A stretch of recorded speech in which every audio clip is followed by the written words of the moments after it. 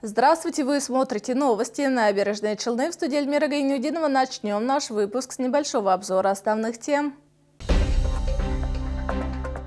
Предотвратить несчастные случаи, как управляющие компании справляются с последствиями снегопадов, узнала Эльмира Гайнудинова.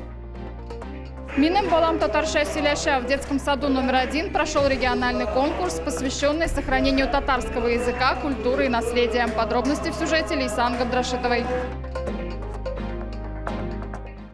А отвечать кто будет? В обязанности сотрудников управляющих компаний входит уборка придомовых территорий. Так они проводят уборку снега на тротуарах и проезжей части, нанимают промышленных альпинистов для проведения высотных работ. Например, для очистки крыш многоквартирных домов и козырьков подъездов. А что делать с козырьками балконов на последних 5-х этажах, где часто образуются снежные шапки? Наша съемочная группа постаралась во всем разобраться. Так ведутся работы в 45-м комплексе. По словам коммунальщиков, снега было много. Он быстро скопился на козырьках балконов на 5-х этажах и подъездов. Уборка производится по графику 1 раз в неделю. Но когда осадки идут обильно, то интервал сокращается, пояснили специалисты. Так альпинисты уже по 3-му кругу чистят крыши. В данный момент мы чистим козырьки 3 альпинистами, 69 козырьков. Это было очищено за где-то 5-6 часов.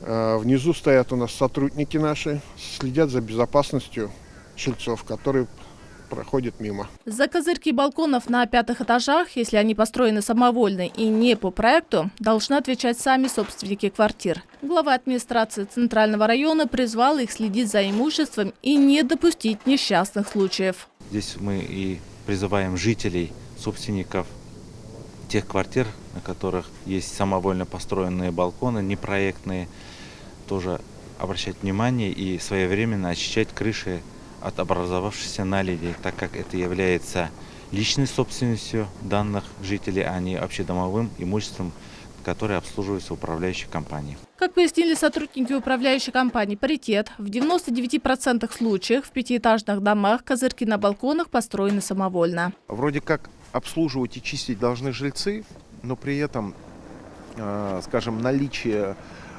доступа на кровлю или наличие навыков для работы на высоте, зачастую собственники не обладают данными характеристиками, поэтому работа выполняется силами управляющей компании в рамках определенного графика. По словам коммунальщиков, это и не входит в перечень предоставляемых услуг. Но чтобы предотвратить ЧП, они нанимают альпинистов и проводят снегоуборочные работы на козырьках балконов 5-х этажей. Также предприняты и другие меры. Как нам пояснили в управляющей компании «Паритет», во всех угловых подъездах они установили козырьки. Они также предназначены для обеспечения безопасности людей.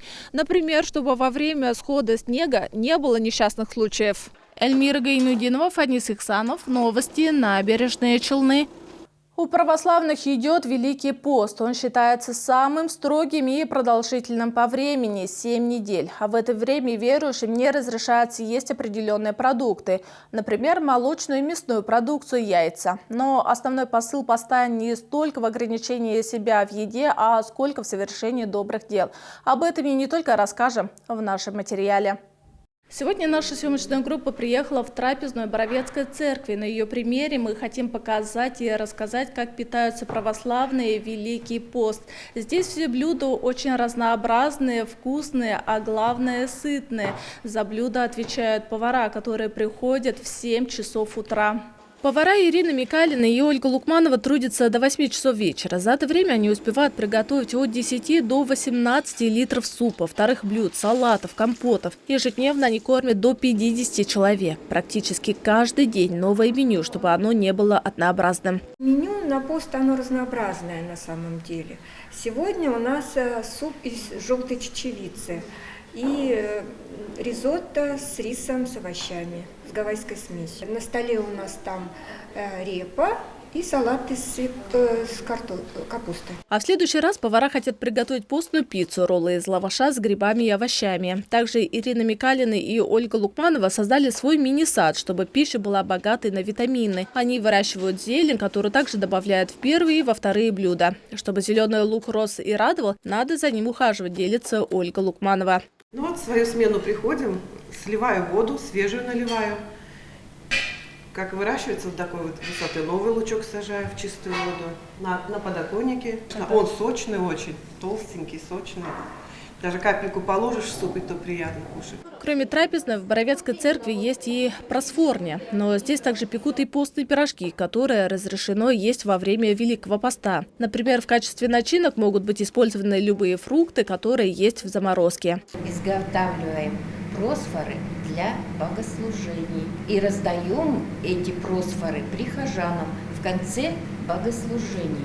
Но еще мы во время поста выпекаем пирожки, тоже с постной начинкой, с яблоком, с тыквой выпекаем, с картофелем выпекаем. Но, как говорят священнослужители, смысл Великого Поста не столько в ограничении еды, сколько в совершении благих дел. Нельзя унывать, сплетничать, следует верить в лучшее и молиться. Это возможность помогать тем, кто нуждается, избавиться и от вредных привычек, и многое другое. Благодатный пост – это время, когда можно что-то исправить, что-то изменить, что-то оставить уже за пределами, больше к этому не возвращаться. То есть, например, если курили, да, то есть можно избавиться от курения, каких-то еще страстей, своих привычек, может быть, каких-то злых и нехороших. Великий пост начался с 23 февраля, а завершится он 11 апреля, накануне Пасхи. Эльмира Гайнудинова, Фанис Ихсанов. Новости. Набережные Челны. А сейчас впереди короткая реклама. Не переключайтесь.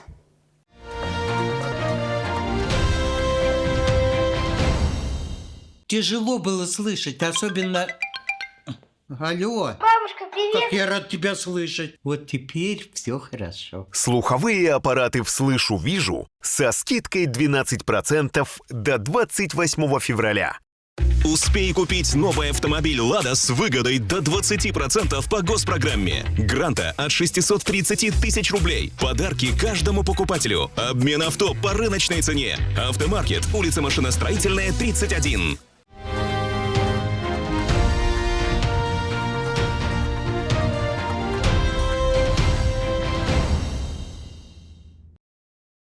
Вы смотрите новости, и мы продолжаем. Ученики, их родители и педагоги гимназии номер 2 объединились для важного дела – сбора гуманитарной помощи для бойцов на передовой. За посылками пришли лично ветераны СВО. В отправке приняла участие и наша съемочная группа. Коробки с самым необходимым, теплые вещи, средства гигиены, продукты длительного хранения и, конечно, письма со словами поддержки от школьников. Все это было собрано для военнослужащих в короткие сроки. Мы со всем классом собирали гуманитарную помощь. Нам помогали наши родители. Мы старались ради всех солдатов. Пусть они быстрее вернутся в свои родные края. Чтобы все вернулись из войны живыми. Юным волонтерам помогали и старшеклассники. Я считаю, что мы должны помогать нашим родным и людям, которые нас защищают. Потому что если бы не они, то над нами не было бы мирного неба. По словам руководителя социального центра «Навигатор успеха» Ольги Айдемировой, сбором и отправкой гумпомощи для бойцов они занимаются с начала СВО. Тесно работают с образовательными, дошкольными учреждениями, с организациями, предприятиями и неравнодушными челнинцами. Кому-то нужны технические средства, кому-то нужны продукты питания. Также мы, помимо того, что собираем просто гуманитарную помощь, мы еще плетем сети маскировочные, шьем постельное белье, нижнее белье, необходимую одежду, варим супы, отправляем, заливаем блиндажные свечи, вяжем носки, то есть у нас весь цикл. Забрать посылки и лично передать их на передовую пришли ветераны СВО. Военный путь бойца с позывным «Историк» начался еще в 2008 году. Он подписал контракт с Министерством обороны, побывал в горячих точках, объездил всю Россию. Когда объявили о начале СВО, не остался в стране. Хотел попасть к своим боевым товарищам. Позже стал командиром штурмовой группы. Лично мне из гуманитарной помощи приходили самые теплые, это письма, которые дети присылают, которые отправляют, и оно к тебе попадет. У меня дома 5 писем Одну девчонку я нашел, она с Самарской области, и в скором времени тоже думаю поехать, как наши ребята. Нашел адрес с подарками. Медик там, ты стоишь между жизнью и смертью. В зоне СВО Тагир работал медбратом. Сегодня уже ветеран боевых действий. В свободное время вместе с историком проводит уроки мужества. Когда ты выходишь с БЗ живым, ты вдыхаешь полную грудью воздух, ты чувствуешь, что ты живой, это великое счастье. И то, что ты кого-то еще и вынес, кого-то еще эвакуировал оттуда, это для них счастье делаешь.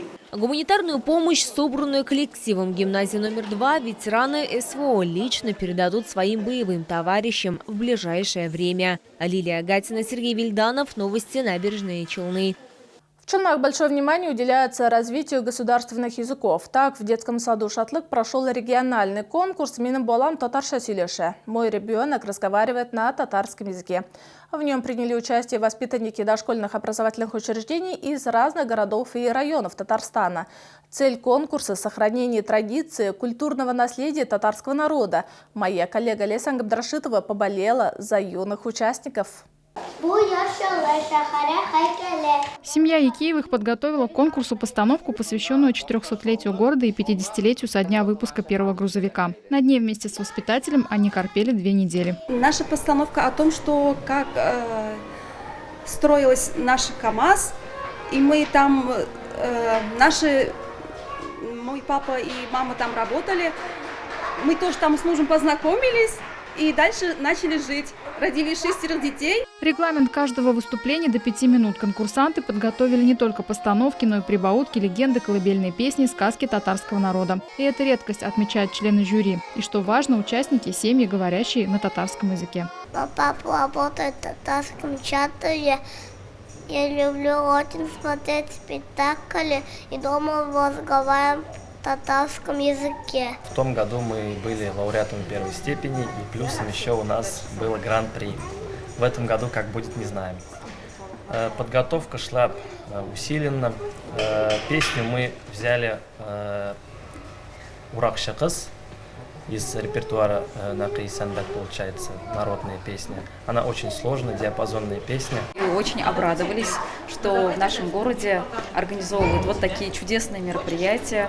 Это очень благотворно влияет на развитие детей, на актуальность, чтобы знать свой родной язык, да, и не задаваться вопросом, зачем он нужен. Конкурс «Мой ребенок разговаривает на татарском языке» проходил в 2 этапа. Сперва участники присылали на суд жюри свои видеоролики. Некоторые сады в этом году представили свои произведения, где участвуют не только сами дети, а где именно снимали они в музеях, театры города снимают деревни у бабушки, где сохранены вот эти все культурные наследия. В финал прошли 16 дошкольных учреждений. Их выступления оценивали представители Центральной библиотеки, заслуженные работники культуры. Главное условие конкурса – ребенок должен сам исполнить произведение на татарском языке. Вот эти конкурсы, они, конечно, закладывают большой фундамент ребенку. Я знаю, чувствую, что детишки вот эти, которые выходят на сцену, это великое воспитание. Вот это страх такого не будет. И, конечно же, первые ступени для того, чтобы, если выберут профессию артиста ли, педагога ли. По итогам регионального конкурса гран-при вновь завоевал Айдан Аюпов из детского сада номер 128. Лейсан Габдрашитова, Тагир Бекметов. Новости Набережной Челны.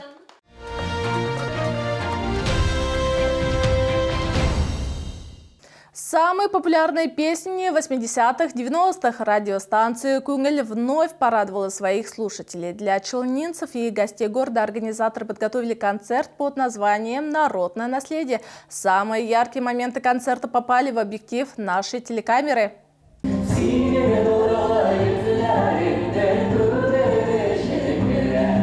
Радиостанция «Кунгель» не смогла оставить своих радиослушателей без очередного подарка. В Доме культуры «Энергетик» прозвучали самые популярные хиты 80-х, 90-х годов, которые вошли в золотой фонд татарского музыкального искусства.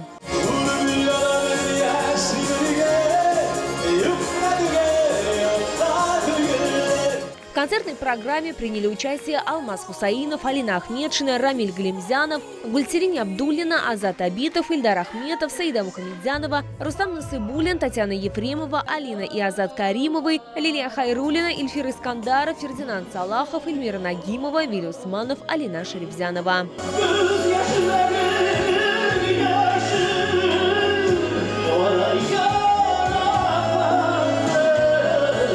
Сами артисты также отметили о важности таких песен и о том, что их нельзя забывать. Эти песни не просто какая-то звучащая мелодия, это наши родственники, которые идут с нами от самого рождения, провожают нас, как говорится, всю жизнь сопровождают.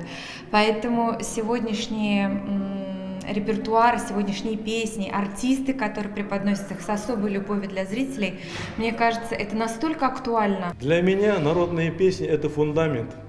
Без фундамента нет будущего. Поэтому, если кто поет народные песни, этот певец может считать себя певцом. Если он не умеет петь, это уже шоумен. Народные песни всегда должны звучать до самого-самого-самого-самого последнего поколения, хочу сказать, потому что это наш язык. Полный зал зрителей говорит о том, что концерт удался. Концерт, конечно, оригинальный, отменный, тем более старинные ретро-песни, они давно уже, редко, в общем, слышится. То, что мы сейчас, сегодняшний концерт, слышим старинные песни, это для души как масло. Радиостанция «Кунель» планирует радовать своих слушателей новыми проектами и концертами дальше.